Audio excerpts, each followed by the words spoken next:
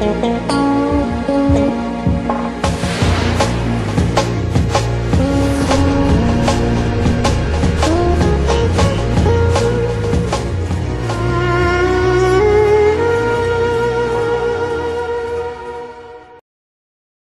of nature works on this law, that there is a constant pressure in our environment and in every environment in the universe, and there is a constant force to equalize the inner pressure with the outer pressure and to come to a state of balance with it so that we come to a state of rest or comfort.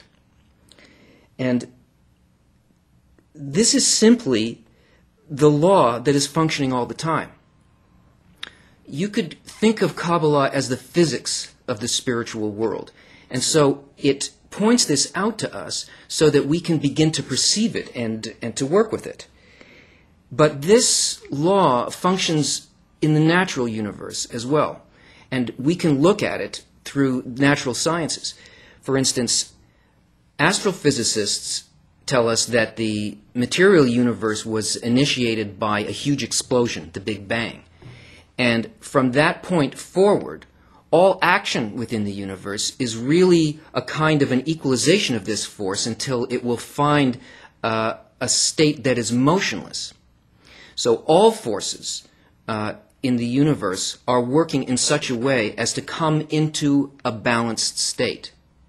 Now, in our world, this law is observed strictly, and we can see it on different levels of life, the different levels that exist in our world.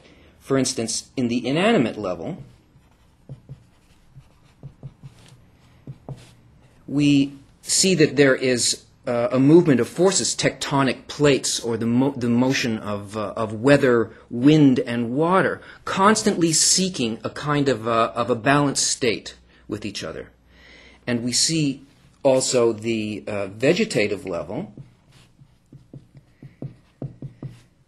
obeys this law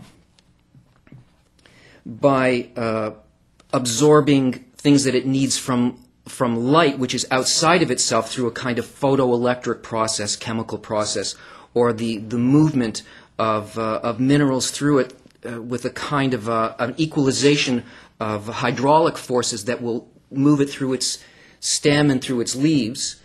In the animate level, animals, you'll see movement of animals to areas where there's food and all of the appropriate things for their survival. If external forces and conditions change, there's a constant shifting so that they come into alignment with it. But on the human level, we don't keep this law of equivalence of form, because we don't live in an environment like the environment of the inanimate, vegetative, and animate level. These are already taken care of. These things are already perfected. They already work according to this law. And the human level, we are up against laws that we have no sense of, and we don't know how to observe these laws. So the human level